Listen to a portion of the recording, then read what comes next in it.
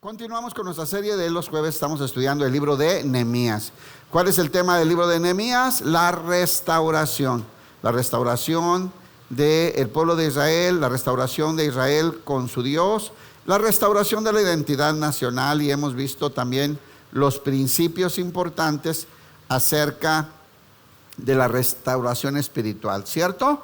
Ya vimos que Nehemías fue un hombre que no dudó en dejar su vida privilegiada que tenía trabajando en la corte del rey, un alto diplomático del imperio más poderoso de su momento. Sin embargo, Dios puso a él en una carga y Nehemías fue obediente. Un hombre muy estudioso, muy preparado, fue preparado para servir en la corte del rey, pero sobre todo hemos visto que un hombre de mucha preparación de la escritura, conocedor de la palabra de Dios y un hombre de oración, ¿cierto? Y algo que hemos visto en los últimos temas, temeroso de Dios, ¿no? O sea, temeroso de Dios, cuidadoso, recto, trabajador. Bueno, en fin, hemos aprendido mucho en estas enseñanzas del libro de Nehemías. Y el día de hoy llegamos al capítulo 9. Vaya al capítulo 9, por favor. Y el tema se llama restauración completa. Hoy vamos a ver, después de la semana pasada que vimos cómo el objetivo era exponerse a la palabra de Dios, después de 70 años, nuevamente es abierto el libro de la ley y el escriba, el otro, Esdras, leyó, ¿verdad? Y los levitas y Nehemías instruyeron al pueblo, que el pueblo lloraba porque fue contristado, ¿verdad? Al ser confrontado por la palabra de Dios. Pero les enseñan que realmente es un día de gozo, de fiesta, que vayan y celebren, ¿no? Ahí nos quedamos. Y hoy vamos a ver, dice el 31, ya vimos que siguen pasando las fechas. Me gusta que en este libro podemos ir viendo una semana después, 2 semanas después, 3 semanas después, qué va pasando, qué va sucediendo, ¿verdad?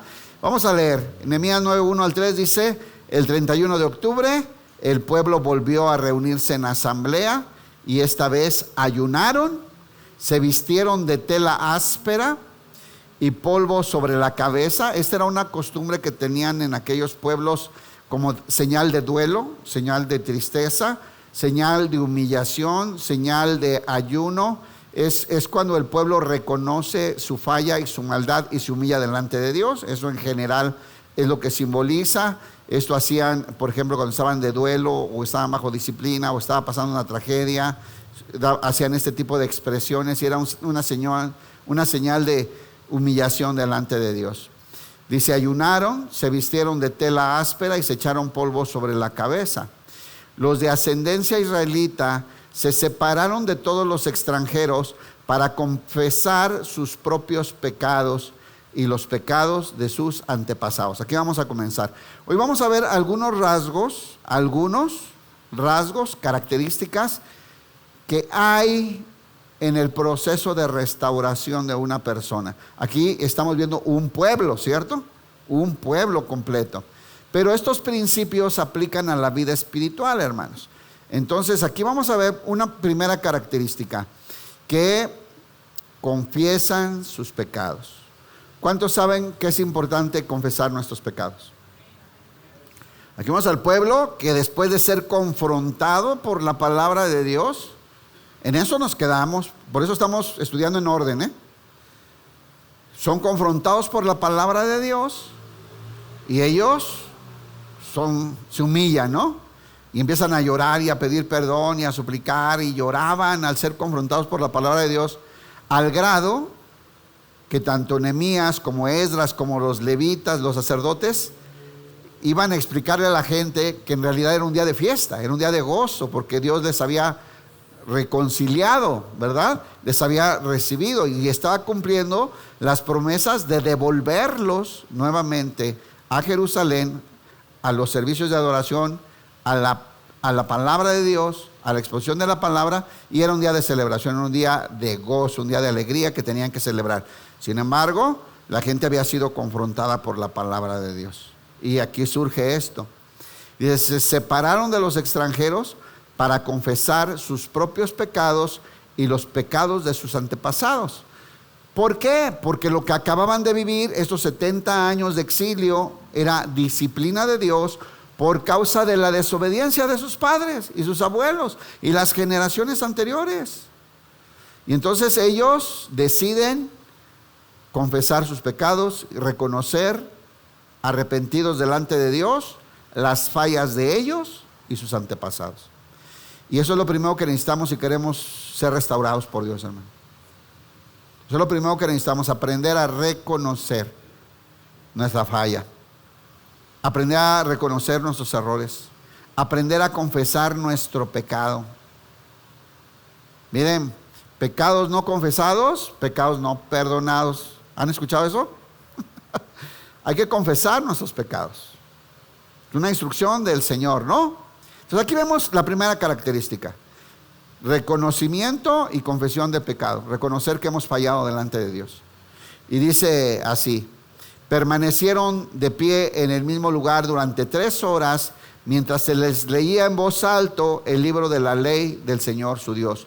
Continuaron recibiendo la exhortación de la ley a la que habían descuidado, la ley que habían menospreciado, la ley que no habían obedecido y por lo cual habían sucedido todas esas desgracias. Luego dice, confesaron sus pecados y adoraron al Señor su Dios durante 3 horas más. Ya no voy a tocar el punto de cuánto tiempo le dedicaban a la exposición de la palabra, a buscar a Dios, a este trabajo de arrepentirse y de confesar, porque se me acaba el tiempo y qué tal si me dejan hablando y se van, porque se cumple la hora, ¿verdad? Pero miren, ellos leyeron la Biblia 3 horas, después hicieron este proceso de confesión, de declaración y de reconocimiento de las fallas como pueblo de ellos y de sus antepasados, y después continuaron siendo enseñados por la palabra de Dios 3 horas más. Primera de Juan 1, 8 y 9. Primera de Juan 1, versos 8 y 9. ¿Cuántos piensan que es importante confesar nuestros pecados? Yo escuché una prédica muy bonita del pastor Julio hace años, Julio Márquez, y él platicaba de lo grande que es cuando tú vas con una persona que esté preparada espiritualmente, que tenga autoridad, que tenga madurez, no a cualquier persona, y puedes tú confesar tu pecado para ser restaurado. Es muy importante. ¿Cuántos de nosotros sabemos que estamos mal, que tenemos situaciones de pecado, de desobediencia? Y como hoy en día nuestra sociedad nos ha educado a dar una buena imagen, a por fuera vernos bien, ¿verdad? Hemos descuidado el hecho de que hemos pecado. Santiago nos dice que cada día fallamos de muchas maneras, que pecamos continuamente. Bueno, vean lo que dice para nosotros en el Nuevo Testamento. Primera de Juan 1, 8 y 9 dice: si afirmamos que no tenemos pecado, levante la mano los que no tienen pecado. Pecamos, ¿no? Fallamos, ¿no? ¿La regamos o no? Claro. Si afirmamos que no tenemos pecado, lo único que hacemos es engañarnos a nosotros mismos, es mentirnos a nosotros mismos. Y es comenzar a vivir una vida de hipocresía, de apariencias o de una religiosidad externa, que te voy a decir una cosa, a Dios la detesta, ese tipo de cosas, la hipocresía. Jesús reclamaba al pueblo y le decía: este pueblo de labios me honra, pero su corazón está lejos de mí. Las puras apariencias, cantan, levantan sus manitas, vienen el domingo, si no juega el equipo al que le van, vienen, ¿verdad? Pero en realidad son obras externas, porque su corazón, sus motivaciones, sus anhelos profundos de su corazón están lejos de mí, de mi palabra. Entonces dice: si afirmamos que no tenemos pecado, lo único que hacemos es engañarnos a nosotros mismos y no vivimos la verdad. Pero, diga pero. Este es un pero que sí vale. que es la Biblia. Dice, pero si confesamos nuestros pecados a Dios,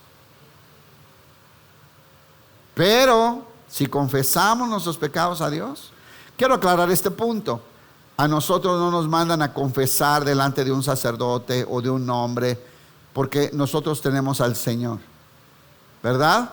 Hoy nosotros tenemos entrada plena y directa al trono de la gracia. Esto que yo les decía es que es una práctica buenísima. Si tú logras tener la capacidad de humillarte y confesar a una autoridad espiritual, créeme que avanzaste muchísimo. Pero en realidad, ¿dónde tienes que confesar? Con Dios, ¿cierto? ¿Y quién es el único que perdona pecados? Solamente Dios puede perdonar pecados, hermanos. ¿Ok? ¿Por qué? Porque solamente Él pagó por ese pecado. Es así. Entonces dice, pero si confesamos nuestro pecado a Dios, ¿qué va a pasar si confiesas tu pecado? Muy bien, los dos que estudian ya contestaron. Él es fiel y justo para perdonarnos nuestros pecados y limpiarnos de toda maldad. ¿Cierto? Abogado tenemos para con el Padre, a Cristo Jesús, el justo, el que vivió una vida justa y nos representa. ¿Entendió? Y si nosotros confesamos nuestros pecados, o sea, si reconocemos delante de Dios que hemos fallado, que hemos pecado, que nos equivocamos, que la regamos, que le ofendimos, si confesamos, Él es fiel, Él no cambia y Él es justo. Él consiguió la justicia porque ese pecado que acabas de confesar, Él ya lo pagó en la cruz. ¿Entendiste? Entonces Él tiene esa justicia para derramarla en ti para siempre. Y dice, Él es fiel y justo para perdonarnos nuestros pecados y limpiarnos de toda maldad. Así es que, hermanos, primer cosa que estamos viendo que ha sucedido con este pueblo es que el pueblo se ha arrepentido, es que el pueblo ha confesado sus pecados y ha reconocido. Y sabes, cuando una persona, cuando hemos fallado, cuando le hemos regado, cuando hemos ofendido a Dios y lo reconocemos y lo confesamos, vamos delante de Dios arrepentido, Él nos perdona y nos limpia de toda maldad. ¿Y qué sucede, hermano? Le voy a decir lo que pasa en cualquier hijo de Dios cuando se arrepiente verdaderamente y sabe que Dios le ha perdonado. Quiere adorar, ¿no? ¿Cuántos viven eso? ¿Quieres adorar? ¿Quieres aclamar a Dios? ¿Quieres declarar sus maravillas? ¿Quieres contarle a todo el mundo lo bueno que es? Y te dan ganas de adorarlo, adorarlo con tu vida, adorarlo con cánticos, adorarlo en oraciones. Dice aquí, adorar, dice Nehemías 9:4. Entonces, el primer punto es arrepentido, confesar tus pecados. Segundo punto, adorar. Dice aquí Nehemías 9:4 al 6. Dice, los levitas, Yeshua, Bani, Kademiel, Sebanías, Bunis, Serebías, Bani, Kenani, estuvieron de pie en la escalera de los levitas y clamaron al Señor su Dios en voz alta. Luego los jefes de los levitas, Yeshua, Kadmiel, Bani, Asabnías, Serebías, Odías, Sebanías, Petaías, llamaron al pueblo y les dijeron, levántense y alaben al Señor su Dios. ¿Qué había que hacer? ¿Qué hay que hacer sabiendo que Dios te ha perdonado? ¿Qué surge del alma y del corazón de alguien que ha fallado, que ha sido rebelde, que ha sido desobediente, pero el Señor le levanta de la mano y le dice, te perdono, sigue adelante, yo estoy contigo? ¿Qué surge? Adoración. Y le dice, levántense, porque acuérdense que ellos se doblegaban, estaban contristados al reconocer su maldad, y ellos se inclinaban rostro a tierra. Y entonces les dicen, levántense, levántense, y alaben al Señor su Dios, porque Él vive desde la eternidad hasta la eternidad. Entonces oraron, fíjense la oración, que tu glorioso nombre sea alabado, que sea exaltado por sobre toda bendición y alabanza. Solo tú eres Señor.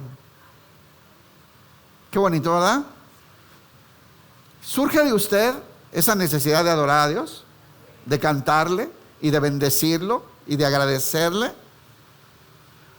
¿Sabe por qué? Porque reconocemos nuestra maldad, nuestra falla, nuestro pecado, y cómo su gracia, su bondad y su misericordia nos ha levantado y nos ha perdonado. Tú hiciste el firmamento, los cielos y todas las estrellas que hiciste en la tierra, los mares y todo lo que hay en ellos. Tú los preservas a todos, y los ángeles del cielo te adoran. Chuy García siempre nos decía, cuando estábamos en el coro, siempre nos decía que nuestra vida era para adorar a Dios, y que a Dios se le adora por dos razones: por quién es Él, y por lo que hace. Por quién es Él y por sus obras, ¿verdad? Y aquí vemos todo esto. Dice: solo tú eres Señor. Tú hiciste el firmamento de los cielos y todas las estrellas. Hiciste la tierra, los mares y todo lo que hay en ellos. Tú los preservas a todos, y los ángeles del cielo te adoran. Mire, vaya a Hebreos 12:28. Siempre que estudiamos un texto del Antiguo Testamento, nunca se le olvide que está estudiando el Antiguo Testamento. Porque la realidad que vivimos nosotros en la gracia de Cristo es bien diferente, hermanos. Es muy superior lo que hoy vive en nosotros a lo que vivían ellos. Ellos tenían una relación con Dios, nosotros tenemos comunión, ¿cierto? Ellos tenían la ley, nosotros tenemos la gracia. Ellos tenían la promesa, nosotros tenemos la sustancia, ¿cierto? Ellos esperaban el que había de venir a rescatarlos, nosotros hemos sido rescatados. O sea, nada que ver, son dos cosas bien diferentes. Los principios sí, los principios que vemos ahí siguen estando vigentes para nosotros. Y dice en Hebreos 12:28, Nuevo Testamento: ya que estamos recibiendo un reino inconmovible. ¿Se acuerdan lo que recibían ellos? O sea, ellos alababan por quién era Dios y por lo bueno que era. Nosotros hemos recibido el reino de los cielos, hermano. ¿Ven la diferencia grandísima que hay? ¿Y ni así adora? ¿Dónde están los hermanos esos que adoran así para adentro? Toda la alabanza así de... O sea, en realidad tenemos conciencia de la maravillosa gracia de Dios que ha sido derramada en nosotros. Hemos recibido un reino inconmovible, eterno significa. Hemos recibido de Dios un reino eterno. ¿Cómo lo recibimos? Cuando Dios puso a Jesús a habitar en nosotros, al Rey del cielo, ¿verdad? Y ahora pertenecemos a este reino. Entonces dice: seamos agradecidos y agrademos a Dios adorándolo con santo temor y reverencia, sabiendo que estás adorando al Santo, al Rey de Reyes, al Señor de Señores, al que, como ya vimos, hizo los cielos y la tierra, y que además te perdonó, te escogió, te compró con la sangre de su Hijo y te hizo parte de su reino, y te ha unido a Cristo para siempre, para que disfrutes una eternidad en la paz de Dios, por pura gracia, sin un solo merecimiento nuestro. ¿No debemos tener una vida que adore? ¿No debería estar surgiendo siempre esa necesidad de adorar y de cantarle y de contarle a todo mundo acerca de Dios y exaltar su nombre? Seamos agradecidos y agrademos a Dios adorándolo. Pero mire cómo, no como se me ocurra, con santo temor y reverencia. Bien. y exaltar sus obras. Nehemías 9 del 12 al 15. Continúan los levitas enseñándole al pueblo y enseñándoles a adorar y enseñándoles a exaltar su nombre y diciendo: levántense, dejen de llorar. Ya estaban postrados, estaban muy confrontados por la palabra de Dios, al grado que reconocieron, ¿verdad?, su necesidad de Dios, la misericordia de Dios, y confesaron sus pecados. Porque la ley lo que produce es entendimiento de nuestra condición de pecado. ¿Qué produce la ley para ti?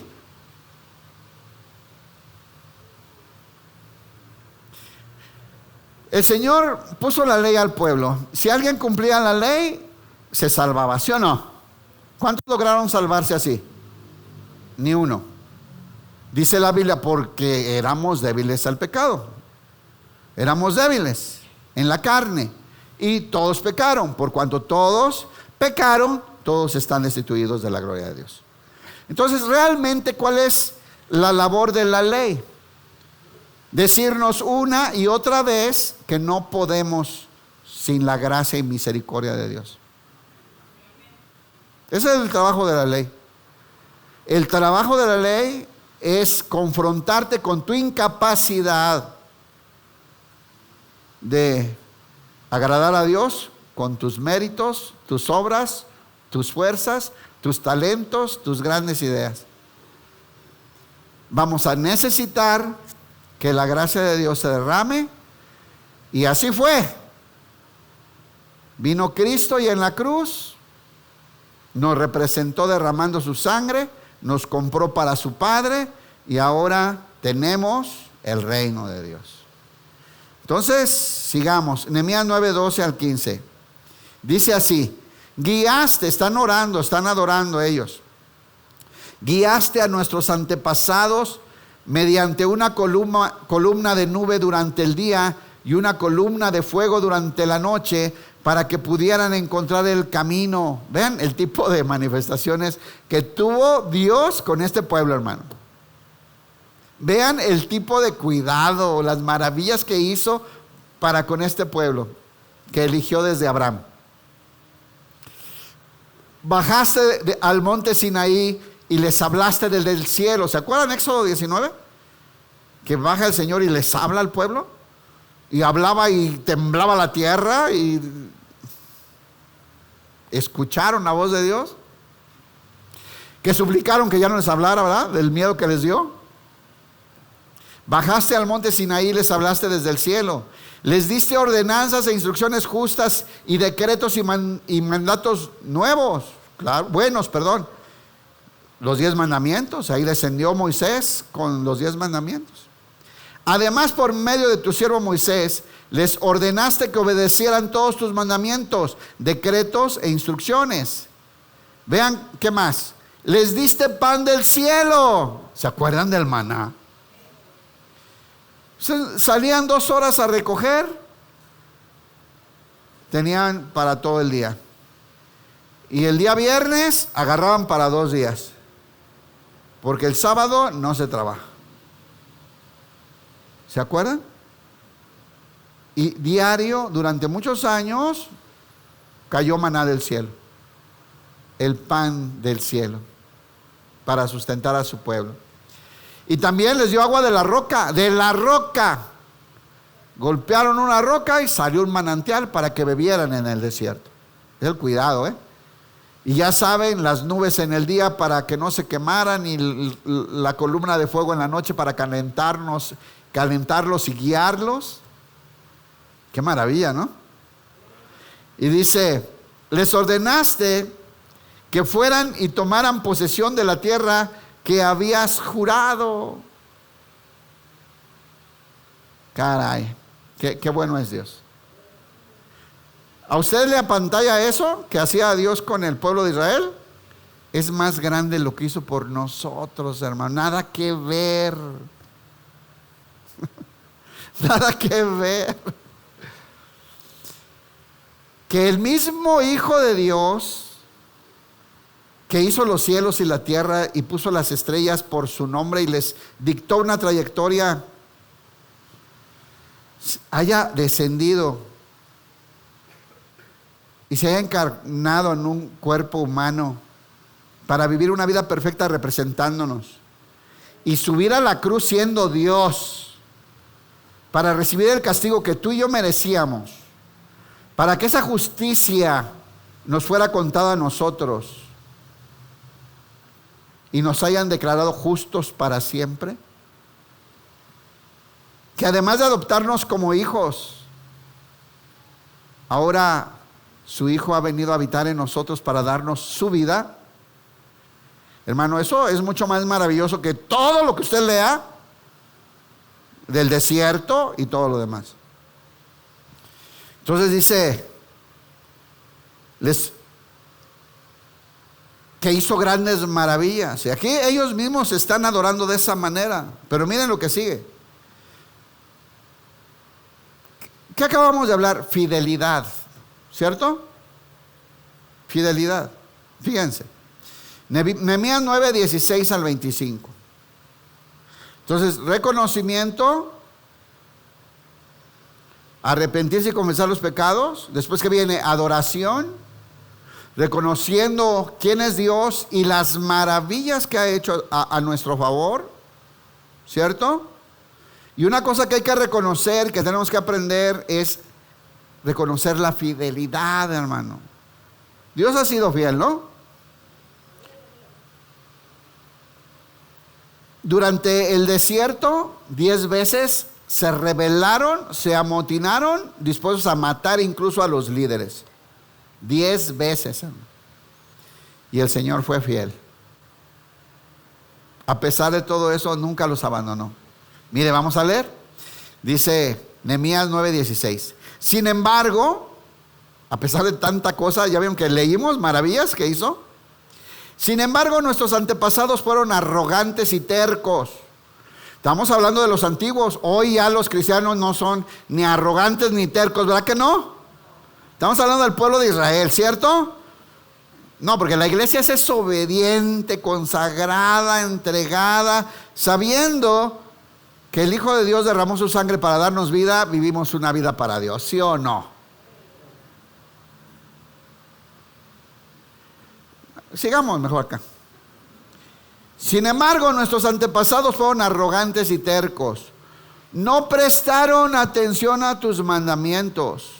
Se negaron a obedecerte y no se acordaron, fíjense, no se acordaron de los milagros que habías hecho a favor de ellos. Yo he conocido muchos hermanos que, habiéndolos conocido, estando con ellos, vimos milagros y al rato se les olvidaron. ¿Cómo eres tú? ¿Se te olvida lo que Dios ha hecho por ti? ¿Pasa eso de que se te olvida las maravillas de Dios que han venido para ti? ¿Cuántos han vivido la misericordia? ¿Se nos olvida? Dice, no se acordaron de los milagros que habías hecho a favor de ellos. En cambio, se pusieron tercos y nombraron a un líder para que los llevara de regreso a su esclavitud en Egipto. ¿Se acuerdan de eso?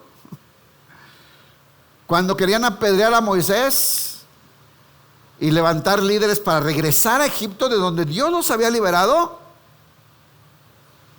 A ver, háganle así del pueblo de Israel, así de, ay, ese pueblo. Pero yo veo cristianos que regresan al chupe, regresan a hablar horrible, regresan a la vida de envalentonados, peleoneros. Pero estamos hablando de los israelitas, ¿no? ¿Ven cómo eran ellos? Dice, nombraron un líder para que los llevara de regreso. ¿Cuántos se quieren regresar a la vida que tenían? Yo he escuchado gente, uy, me iba mejor antes. Dicen, así andaban estos. Y dice, pero tú eres Dios de perdón. Gloria a Dios, ¿no? ¿Qué se merecía este pueblo? Que los achicharraran en el desierto, ¿sí o no? Y estuvo cerca 2 o 3 veces, ¿eh? Pero tú eres un Dios de perdón. ¿Cuánto le dan gracias a Dios que tenemos un Dios de perdón? Bondadoso y misericordioso, lento para enojarte y rico en amor inagotable, lento para la ira y grande en misericordia.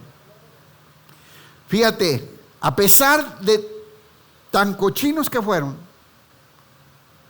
nuestros antepasados, no los abandonaste, hermano. Y a pesar de nuestra vida, y a pesar de nuestras fallas, y a pesar de nuestras inconsistencias, y a pesar de... no nos abandona el Señor. ¿Sabe por qué? Porque es fiel. Y dice, no los abandonaste, ni siquiera cuando se hicieron un ídolo en forma de becerro. ¿Se acuerdan? Y dijeron, este es el Dios que nos sacó de Egipto, a un ídolo, a un santito, al santo del pueblo. Y le llevaron manda. Ni cuando hicieron un becerro y dijeron, este es tu Dios que te sacó de Egipto. Cometieron terribles blasfemias, pero en tu gran misericordia no los abandonaste para que murieran en el desierto. Dios ha sido fiel contigo, hermano. Mire, la hemos regado, ¿no? Hemos fallado, hermano. Hemos sido tercos. No hay que ver tan lejos. Pero Dios es fiel. Siempre me acuerdo de Asaf, que decía, por poco se deslizaron mis pasos a ver la prosperidad de los impíos y envidiarla. O sea, Asaf empezó a renegar, y yo aquí de cristiano y guardándome de todo, y yo batallando, y a ese impuro le va re bien. ¿De qué vale estar acá de aleluya? ¿Qué gano? Pero entrando a la presencia de Dios, al santuario, pudo ver, entender el fin que les esperaba a los impíos, con toda su prosperidad. Y dijo, a punto estuve yo de caer, pero a pesar de todo, nunca me soltaste de tu diestra. ¿Cómo ve? Eso es lo que ha pasado. ¿Sabe por qué estamos aquí? ¿Porque somos re buenos cristianos? Porque Él es fiel, hermano. Porque Él es fiel. Porque no nos ha soltado, ni nos va a soltar, porque Él no cambia. Y dice, la columna de nube todavía los guiaba, a pesar que andaban de rebeldes. La columna de nube todavía los guiaba de día, y la columna de fuego les mostraba el camino durante la noche. Enviaste tu buen espíritu para que les enseñara, y no dejaste de alimentarlos con el maná del cielo, ni de darles agua para su sed. ¿Cómo mandaba el espíritu para guiarlos? Por medio de ángeles, de profetas, de guías, de líderes. Y aparte les mandaba el maná y les sacaba agua de manantial de las rocas. A pesar de cómo eran, O sea, hermano, no nos tiene que maravillar si como somos. Y el Señor nos bendice, hermano. ¿Sabe por qué? Porque Él ya nos recibió como hijos. Porque ahora su Hijo habita en nosotros. Puedo decir confiadamente, no me dejará y no me desamparará. Y sigue, durante 40 años los sustentaste en el desierto y nada les faltó. Está hablando, ellos mismos están hablando de su pueblo. No se les desgastó la ropa, ¿sabían eso? Anduvieron por el desierto y no se les desgastó la ropa, no se le hincharon los pies, no se les rompieron los zapatos. Imaginen un adolescente de hoy en ese tiempo.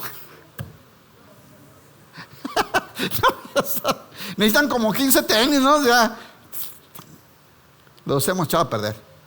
Bueno, durante 40 años sustentaste en el desierto y nada les faltó. No se les desgastó la ropa, ni se les hincharon los pies. Luego ayudaste a nuestros antepasados. Escuche esto maravilloso que hizo Dios con ese pueblo. Y es más grande lo que hizo con nosotros. Nada de lo que leamos del Antiguo Testamento supera lo que ahora en Cristo vivimos. Nada, hermano. Dice, luego le ayudaste a nuestros antepasados a conquistar reinos y naciones, y colocaste a tu pueblo en todos los rincones de la tierra. Vaya, que se multiplicaron y llegaron a todos lados. Se apoderaron de la tierra del rey de Sehón, de Hesbón, de la tierra de Og, de Basán. Hiciste que sus descendientes fueran tan numerosos como las estrellas del cielo, y los llevaste a las tierras que habías prometido a sus antepasados. Entraron y tomaron posesión de la tierra. ¿Ya ven que la Biblia nos enseña que el pueblo de Israel habitó en ciudades que no construyó, bebió de manantiales y de pozos que no cavó? ¿Sí o no? Se alimentó de sembradíos que nunca sembró, porque Dios le dio la posesión de la tierra. ¿Sabe, hermano? Y no se compara a lo que ha hecho con nosotros. Nada que ver. Nosotros ahora heredamos, somos herederos y coherederos juntamente con Cristo. Estamos sentados juntamente con Cristo en los lugares celestiales. Somos representantes oficiales del Padre aquí en la tierra, embajadores de Dios, como si Él rogara a través de nosotros: reconcíliense con Dios. El Espíritu Santo que levantó a Jesús de los muertos ahora habita en nosotros, y tenemos vida eterna, y le podemos seguir. Nada se compara a esto. Y dice: tú sometiste a naciones enteras delante de ellos, hasta los cananeos que habitaban esa tierra se sintieron impotentes. Tu pueblo pudo tener lo que quiso con esas naciones y con sus reyes. Nuestros antepasados conquistaron ciudades fortificadas y tierras fértiles. Se apoderaron de casas llenas de cosas buenas, con cisternas ya cavadas, viñedos y olivares, además de frutales en abundancia. ¿Cómo ve la abundancia que da Dios? Todo eso hizo por su pueblo. Y el pueblo rebelde, el pueblo terco, el pueblo a escondidas adorando, levantando altares en el cerro.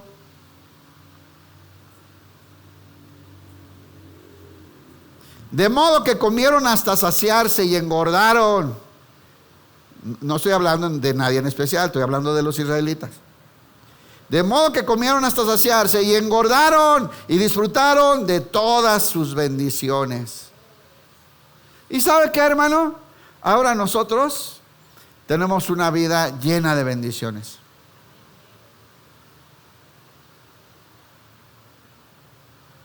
Vivimos la plenitud de Cristo. La paz para siempre. ¿Qué es lo peor que le puede pasar a un ser humano? Diga, ¿a qué se le tiene miedo? ¿A la muerte o no? Y resulta que nosotros no nos podemos morir.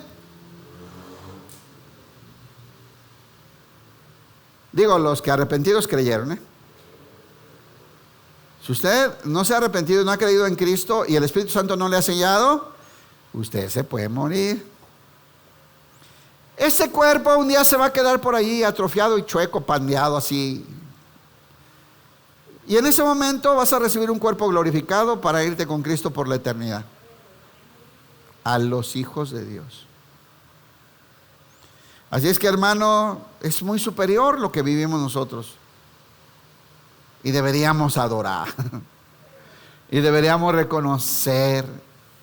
Ahora, ¿todo eso lo tenemos por ser perfectos? ¿Porque no fallamos? ¿O porque Él es fiel?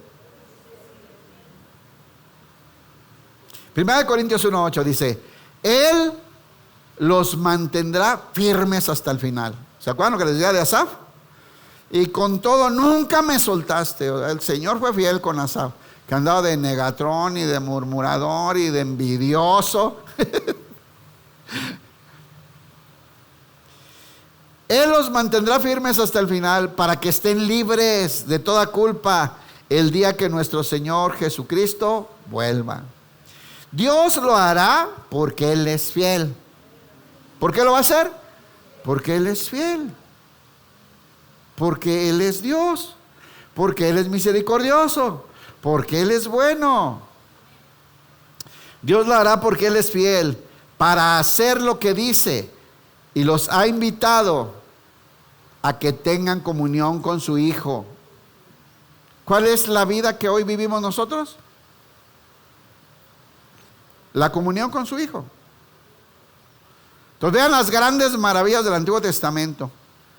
Conquistaban una ciudad donde ya había sembradíos y podían comer manzanas y peras y uvas que ellos no sembraron. ¡Wow! ¡Qué maravilla! ¿Sí o no?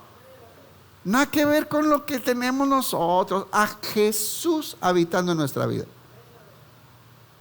viviendo en comunión con el Hijo de Dios. ¿Qué es más superior? Y Jesús es el dueño de todo. Dice, para que tengan comunión con su Hijo. En el Antiguo Testamento tenían una relación, ¿sí o no? Tenían una relación con Dios. En el Nuevo Testamento, ¿qué tenemos? Comunión. Compartimos la misma vida de Cristo y tomamos de todo lo que hay en Él. Claro, no todos lo entienden y dejan la vida consiguiendo migajas del mundo en vez de disfrutar la plenitud de Cristo, lo cual ya se nos dio. Dios lo hará porque Él es fiel para hacer lo que dice, y los ha invitado a que tengan comunión con su Hijo. ¿Cuántos quieren esto? ¿Qué prefieren? ¿Un terreno de peras gratis o comunión con Jesús por la eternidad? Es muy superior lo que nosotros tenemos. Y dice, para que tengan comunión con su Hijo, Jesucristo, nuestro Señor. Dios es fiel. Entonces, a la hora de adorar, a la hora de reconocer, a la hora de exaltarse, debes hacerlo por quién es Dios, por sus maravillas que ha hecho, no solamente en la creación del universo y en la historia, sino en tu vida. Y sabes, una cosa que te debe de llevar a la adoración plena es la fidelidad. Sabiendo que fallamos continuamente, que tenemos situaciones vulnerables, que el Señor no nos ha dejado, hermano, ni nos va a dejar. Sin embargo, el pueblo fue rebelde. Nehemías 9:26.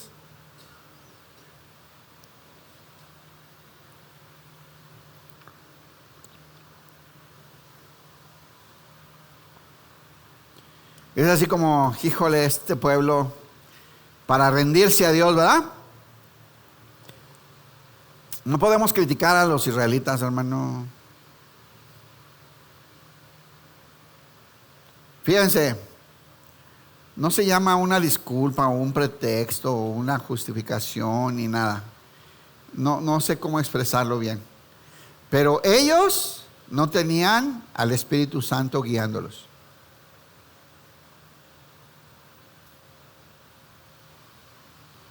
¿Entiende esa diferencia abismal? Gigantesca. Ellos les llegaba un mensaje, les hablaba un profeta, veían una señal, ¿sí o no? No tenían ni la Biblia, hermanos. Ahí Moisés les fue dando la ley. Y ahora nosotros fallamos teniendo el Espíritu Santo habitando en nosotros. Ellos esperaban que un día vendría un Mesías a salvarlos. Nosotros somos producto del Cristo resucitado. O sea, es una diferencia abismal, hermanos.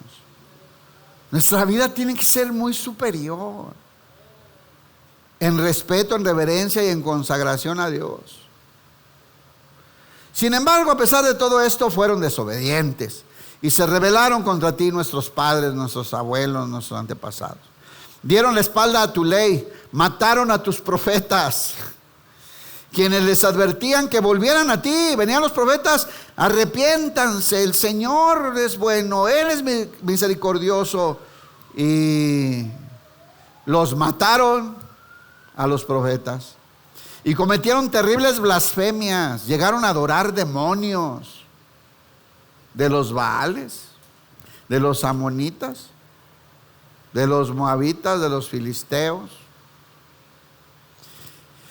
Y aquí viene el próximo punto. Así que los entregaste en manos de sus enemigos. ¿Cómo se llama esto?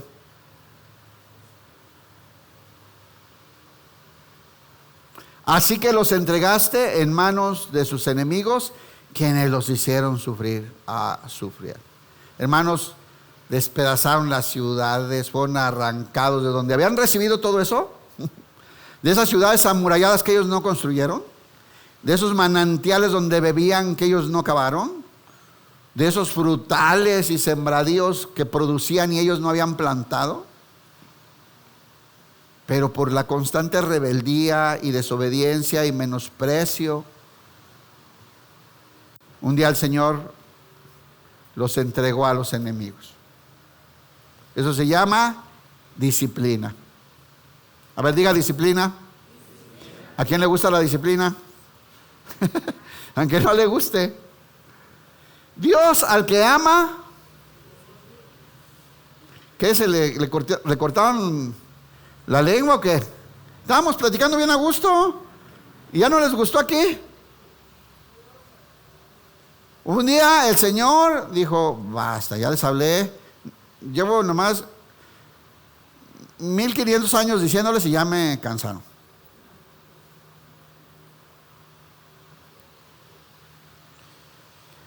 Así que los entregaste en manos de sus enemigos, quienes los hicieron sufrir. Pero en sus momentos de angustia clamaban a ti y desde el cielo los escuchaste otra vez. Qué bueno es Dios, ¿no? ¿Se acuerda del libro de los jueces? El libro de los jueces es así. Es Dios levanta a un libertador y libera al pueblo y es restaurado y les empieza a ir bien. Y ahí va al baile del tico y taco.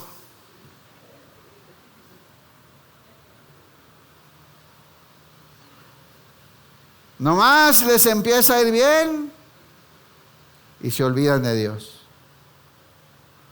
Nomás son levantados y hasta dicen: por mí, es que soy muy bueno, es que yo tengo, es que yo he logrado. Hijos de Nabucodonosor. Así que los entregaste en manos de sus enemigos, quienes los hicieron sufrir. Pero, ¿cómo es Dios, hermano? Fiel, misericordioso. Y a pesar que andaban en rebeldía y todo, cuando los estaban aplanando los filisteos, los amonitas, clamaban a Dios y Dios iba y los liberaba. Porque Dios es fiel. Y dice: pero en sus momentos de angustia clamaron a ti, desde el cielo los escuchaste. En tu gran misericordia les enviabas libertadores que los rescataron de sus enemigos. ¿Cuántas? Gedeón, Sansón, ¿se acuerdan, no? Ahod. Le hacen así. O sea, estoy hablando con los que estudian, pues, con los cristianos, ¿no? Los demás ya es hora de que se eche su sueñito. Pero esa es la historia. Dios levantaba libertadores, fortalecía al pueblo, celebraban victorias, adoraban a Dios y nomás se ponían bien, les llegaba la prosperidad, nomás les llegaba la remesa del tío, se descontrolaban y se rebelaban. Híjole, no obstante, apenas tenían paz, o sea, clamaban a ti, tú mandabas libertadores y los rescataban. No obstante, apenas tenían paz y volvían a cometer las maldades delante de tus ojos. Una vez más permitiste que sus enemigos los conquistaran. O sea, no entienden. Sin embargo, escuche bien.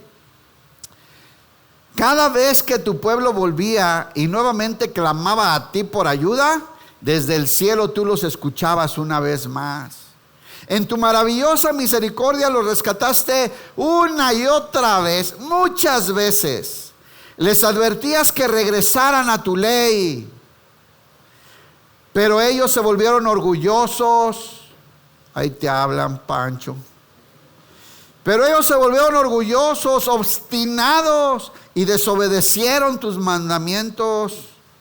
No siguieron tus ordenanzas que dan vida. ¿Qué es lo que produce obedecer los mandamientos de Dios, hermano? Da vida, te llena de bendiciones. Logras el favor de Dios. Tercamente. Tercamente. ¿Cuántos viven tercamente? Nomás 2 levantaron su mano.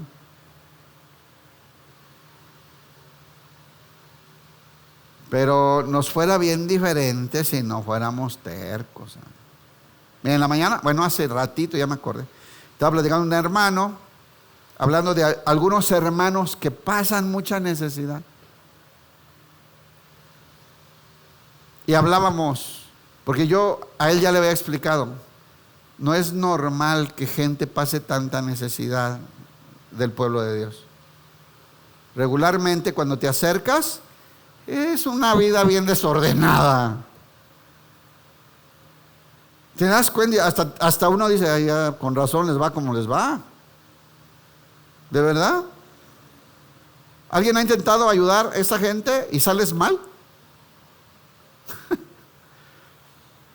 Es que es puro desorden su vida. Y el seguir los mandamientos y meterte al orden trae vida. Vida abundante. Vida con paz. Tercamente te dieron la espalda y se negaron a escuchar. Jueces 17:6. Esa es la historia del libro de los jueces, los recomiendo. Fíjense cómo dice, esto lo dice varias veces este libro. Jueces 17:6. En esos días, Israel no tenía rey. Cada uno hacía lo que le parecía correcto según su propio criterio. Cada uno hacía lo que parecía correcto según su propio criterio. En la Reina Valera dice, cada quien hacía como bien le parecía, ¿no? Y esa era la vida. Todo el libro de los jueces se levantaban y empezaban a pecar, a olvidarse de Dios, a idolatrar y a hacer pactos con demonios, a entrar en yugo desigual con gente de pueblos paganos que adoraban imágenes, hasta que iban y los conquistaban, ahí que la amaban, Señor, acuérdate de tu pueblo, tanto que te amamos. Hasta voy los jueves a la...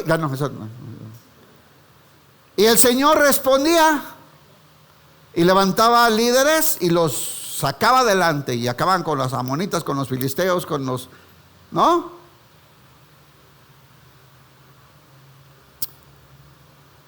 Pero apenas estaban bien y ahí van de nuevo. ¿Por qué? Porque en esos días Israel no tenía rey. Bien diferente a nuestra situación, ¿sí o no? Porque nosotros tenemos un rey, hermano. Tenemos un Señor y un Dios y un Espíritu Santo que no es un espíritu de cobardía, es de poder, de amor y de dominio propio.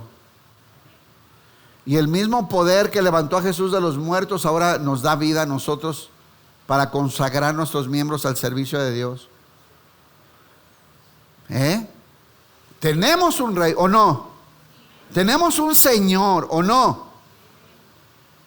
¿Qué significa que tienes un Señor? ¿Que tú qué eres? Su siervo, su esclavo. Si Él es Señor, ¿tú qué eres? Su siervo. Como que yo hago lo que quiero, es mi vida, es mi cuerpo, yo...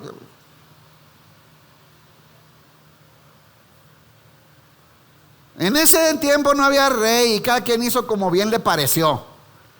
Pero usted, si es cristiano, porque de todo recibimos en este recinto, pero si usted es cristiano, usted tiene un Señor. Si yo soy cristiano, yo tengo un Señor y un Rey, que es el Rey de Reyes y el Señor de Señores, y que se entregó en la cruz para derramar su vida y darme una vida nueva. ¿Entendió? Así es que no podemos parecernos y andar haciendo lo que bien nos parece y como se nos ocurre y como yo pienso. Es que yo creo diferente. En realidad yo tengo una opinión diferente acerca. ¿Saben cómo batalla esa gente? Yo nomás los escucho. Pues dale pues como tú sientes. ¿Qué puedo hacer? Pues dale así como tú sientes, así como tú opinas. Y viene la tragedia, hermano. No, tenemos un rey y un reino que representar, ¿o no? Y un espíritu que nos guía, ¿cierto? Bueno, así que viene la disciplina. Nehemías 9:30 al 37. Entonces, ¿qué va a pasar? Si hay una verdadera restauración, va a haber disciplina, hermano. Va a haber disciplina, hermano. Mire, yo le voy a hablar, ya se los he contado, pero otra vez se lo voy a decir. Yo sé lo que le estoy diciendo porque a mí el Señor me ha disciplinado muy duro. Una vez fue como 2 años de trato, o 3, muy fuerte. Y mi familia sufrió mucho, no solamente yo. ¿Sabe por qué? Porque me ama, porque me recibió como hijo y no me va a dejar que me pierda en la inmundicia de este mundo. Y Dios al que ama, disciplina y azota al que recibe como hijo para enderezar sus caminos y llevarlo por las sendas de justicia. Y sabe, cuando se experimenta la experiencia, no es algo que produzca gozo, dice la Biblia. Nadie anda festejando, ¿verdad que no? Lloraba y lloraba, hermano. Mi esposa le tocó vivirlo. Pero dio fruto de bendición. Pero dio fruto de una vida transformada. Así es que vendrá disciplina. Vendrá trato de Dios. Ya ni un amén ni nada, ¿verdad? Ya empezaron. Ya que se calle este. Si es parte de la restauración, va a haber disciplina. Hay que corregir cosas. Hay que enderezar la pata que se sale del camino, hermano. Ponerla derecha. Así es. Dice Nehemías 9:30, en tu amor fuiste paciente con ellos durante muchos años, miles de años. Enviaste tu espíritu que les advertía por medio de los profetas, pero aún así no quisieron escuchar. Entonces nuevamente permitiste que los pueblos de la tierra los conquistaran, pero en tu gran misericordia no los destruiste por completo, ni los abandonaste para siempre. El Señor siempre ha guardado, ¿cómo se llama ese? Un remanente. ¿Qué Dios tan bondadoso, dice? Y misericordioso eres tú. Ahí está, Nehemías 9:31, para que no se pierdan. ¿Qué Dios tan bondadoso y tan misericordioso eres tú? Ahora Dios nuestro, Dios grande, poderoso y temible, cumple su pacto de amor inagotable. Mire, el pueblo no se cansó de hacer lo malo, y el Señor nunca se le acabó el amor por ellos y la fidelidad. Y siempre estuvo con ellos, porque Dios es fiel. Y dice, no permitas que todas las privaciones que hemos sufrido te parezcan insignificantes. Ahora viene una oración por esta nueva etapa en donde el pueblo se ha arrepentido, el pueblo ha confesado, el pueblo ha regresado, ¿verdad? Con mano victoriosa, con mano poderosa de Dios, han regresado, han reconstruido los muros, han reedificado las puertas, han regresado al culto para el Señor. Y dice, grandes dificultades cayeron sobre nosotros, nuestros reyes, nuestros líderes, nuestros sacerdotes, nuestros profetas, nuestros antepasados, todo tu pueblo, todos los días cuando los reyes de Asiria por primera vez nos vencieron, hasta el día de hoy. Cada vez que nos castigaste, actuaste con justicia. Ay, aquí hay una frase muy interesante. Cada vez que nos castigaste, fuiste justo. ¿Cuántos le pueden decir así al Señor?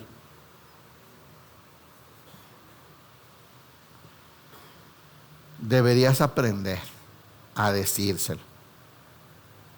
Porque esta es una verdad, grandísima verdad, contundente, hermano. Dice el Salmo 19, me afligiste, me apretaste, me diste, y eso ha generado vida en mí. Porque después me levantaste. Lo hiciste para que aprendiera, para que ahora pueda yo gozar de todo lo que tú me estás dando. Hemos pecado. Cada vez que nos castigaste, actuaste con justicia. A ver, ¿se lo merecía el pueblo de Israel o no? No le saque. A ver, ¿ya vieron cómo fue el pueblo estos miles de años, ¿verdad? Pregunta, ¿se lo merecían? ¿Y cuando nos disciplinan nosotros? No, nosotros no. Por supuesto que nos merecemos. Y el Señor muestra su amor al disciplinarnos, a guiarnos por las sendas que nos llevan a la vida, hermano. Hemos pecado grandemente y nos diste solo lo que merecíamos. ¿Está leyendo la Biblia? ¿Sí dice así? Y nos diste solo, ni le pusiste de más, no le echaste de más. Nos diste solo lo que merecíamos.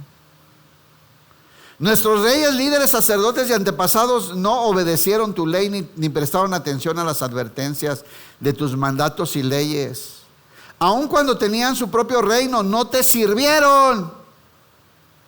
A pesar de que derramaste bondad sobre ellos, no te sirvieron. ¿En cuántos de nosotros Dios ha derramado bondad y ha ministrado maravillas? Y ni así le estamos sirviendo. Les dice un territorio grande y fértil, pero ellos se negaron a abandonar la perversidad.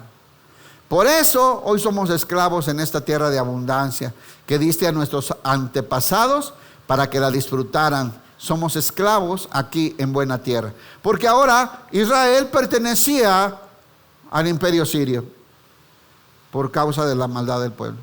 Qué feo, ¿no? Los abundantes productos agrícolas de esa tierra se amontonan en las manos de los reyes que has puesto sobre nosotros por causa de nuestros pecados.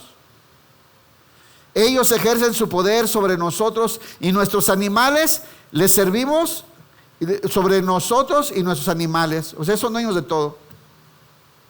En la tierra que nos habías dado, ahí donde fluía leche y miel, ahí donde gozábamos los sembradíos, ahí donde bebíamos el agua del manantial, ahí en donde nos dice ciudades fortificadas para vivirlas. Ahí hoy todo lo que producimos se lo llevan los reyes donde tú nos entregaste, porque no lo merecíamos. Híjole, le servimos según su antojo y pasamos por mucho sufrimiento. Apocalipsis 3:19. A ver, hermano, va a haber disciplina. Disciplina no viene de castigo, viene de discipular, hermano. De enseñar, de corregir. El Señor disciplina, no lo hace para destruirnos. Nos hace para regresarnos a la fuente de la vida, a las sendas de la justicia, al camino de las bendiciones. Apocalipsis 3:19. Fíjense, al Señor Jesús hablando allí en la revelación a Juan, dice: yo corrijo y disciplino a todos los que amo. ¿Cuántos piensan que Dios les ama? Yo estoy seguro. Y me ha zumbado el Señor.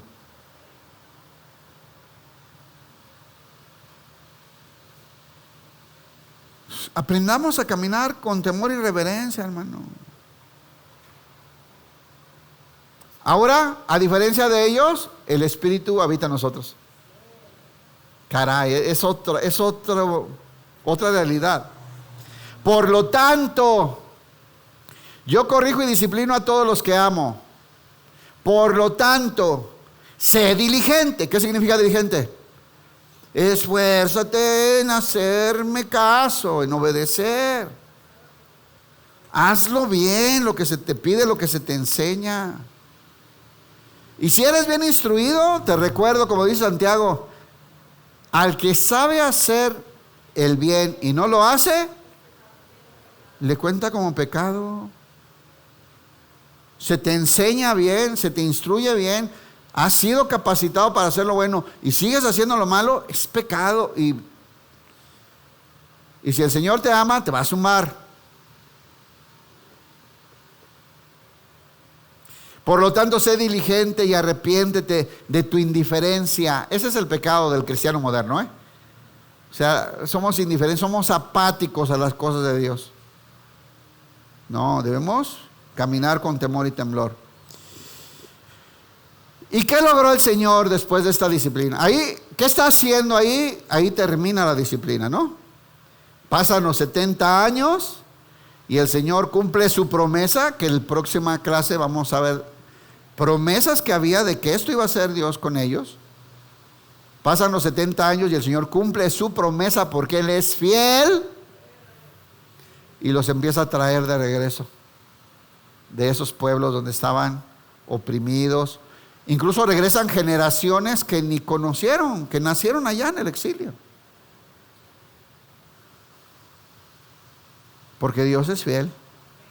Porque el objetivo de la disciplina no era destruirlos, era consagrarlos. Y son regresados. ¿Y qué sucede? Nehemías 9:38 dice: Entonces el pueblo respondió: en vista de todo esto, en vista de todo lo que hemos aprendido gracias a la disciplina que con amor aplicaste a nosotros porque nos lo merecíamos, ya entendimos, Señor, ya aprendimos, Señor, ahora queremos servirte. Ya le hemos regado mucho. Ahora quiero vivir para ti. Ahora quiero hacerlo bien. ¿Habrá alguien que tiene ese mismo sentir aquí? ¿La hemos regado o no? ¿Hemos fallado o no? Y ha venido disciplina. Pero levanta tu mano: Señor, ya aprendí. Ahora, algunos están a media disciplina, no se les va a cortar ahorita, ¿eh? Sí, ¿para qué? Por eso dice que pases la disciplina y que dejes que realice su obra completa. Así dice. Entonces el pueblo respondió: en vista de todo esto, hacemos una promesa, un compromiso, que surge de un buen trabajo de restauración, consagración, hermano. Ahora ellos dicen: nos vamos a comprometer contigo. Estuvo duro el precio. Generaciones, ciudades despedazadas, familias que desaparecieron, una generación que se perdió. Y ahora has cumplido y nos has retornado. Y ya reconstruiste las murallas, las puertas, ya se está predicando la palabra, ya te estamos adorando en Jerusalén. Ya pasó. Pero ahora queremos comprometernos. En vista de todo esto, hacemos una promesa solemne y la ponemos por escrito. Miren, los jefes de las familias y los levitas y los sacerdotes y todos firmaron el documento. Un compromiso con Dios de cumplir la ley. Acuérdense que ellos es la ley. Y lean el capítulo 10 para que vean en qué consistía ese compromiso, ¿no? Son cuestiones de la ley y del manejo y de diezmos y de procurarse y de no mezclarse con otros pueblos y de cuidar el templo y esas cosas. Es la ley. Ellos estaban en la ley. ¿Nosotros en dónde estamos?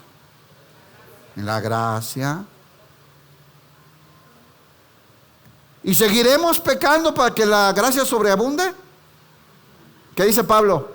De ninguna manera. Porque los que hemos sido unidos a Cristo en el bautismo, ya morimos al pecado. Y ahora vivimos para Dios. ¿Cierto? Dice, en este documento sellado están los nombres de nuestros líderes, levitas y sacerdotes.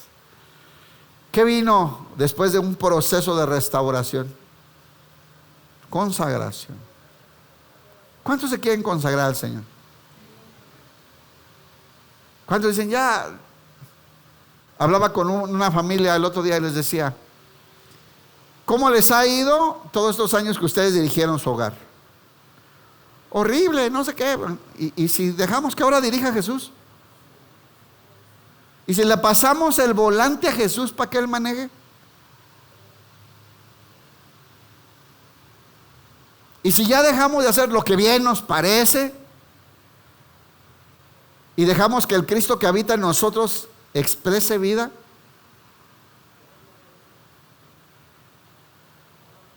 Tiene que venir una consagración. Tiene que haber un arrepentimiento, un cambio de vida, de forma de vivir. Los líderes, los levitas, los sacerdotes, los gobernadores, después de reconocer la falla que ellos tuvieron, la disciplina de Dios, después de reconocer la fidelidad de Dios, que a pesar de todo no los destruyó, sino que los guardó incluso en cautiverio, como en la situación de Esther. Y ahora cumple su promesa y los regresa. Y restaura la ciudad, restaura las murallas, restaura las puertas, se vuelven a hacer cultos para Dios. Es restaurada la comunión, es restaurada la identidad nacional, es el pueblo de Dios, hermano. ¿Cuántos se han reconciliado con el Señor? Lo hizo Cristo, ¿cierto? El Señor nos reconcilió por medio de su Hijo. Pero ahora vivamos la nueva vida. Comprometámonos con representar a Cristo en medio de este mundo lleno de perversión. Denle un aplauso al Señor, hermano.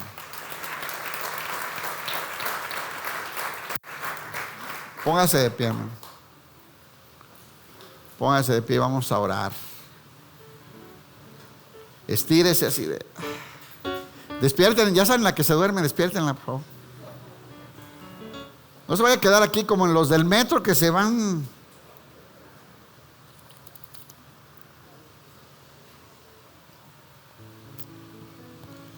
Hermano, ahí les va otra diferencia. A nosotros Dios no nos restaura. Eso es en el Antiguo Testamento. A nosotros Dios nos da una vida nueva, completamente nueva. Las cosas viejas pasaron. Somos hechas nuevas criaturas para vivir una vida completamente nueva, la vida de Cristo en nosotros. Hermanos, comprométase con el Señor a expresar la vida de su Hijo. El Cristo ha venido a habitar en nosotros por medio del Espíritu Santo. Vivamos la vida plena del Hijo. El que tiene al Hijo tiene la vida. ¿Sí? Vamos a orar. Padre, en el nombre de tu Hijo Jesús, te damos gracias, Señor, por toda la maravillosa obra que has hecho en nosotros. Gracias por perdonar mis pecados. Hemos venido, hemos confesado, Señor. Y cuando supe que me perdonaste, solo quiero adorarte. El entender que me has perdonado y que ese perdón costó la sangre de tu Hijo en la cruz, me lleva a postrarme y adorarte, Señor, con mi manera de vivir. Entiendo que el trato que haces conmigo es disciplina de amor, porque quieres llevarme a las sendas de justicia, en donde tu bondad y tus maravillas son derramadas. Y ahora, Señor, que sé de tu fidelidad, que a pesar de tanto nunca me has soltado de tu diestra y no me soltarás. Me comprometo, Señor, me comprometo a caminar contigo,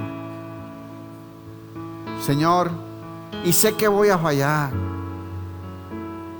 pero Padre, no me sueltes de tu diestra, porque tú mismo nos dijiste: separados de mí nada pueden hacer. Somos tuyos, Señor. Derrama tu gracia abundante en esta congregación, en nuestras familias, y no te olvides de mí. En el nombre de tu Hijo Jesús, amén. Apláudale al Señor. Dios le bendiga, hermano. Bendiciones.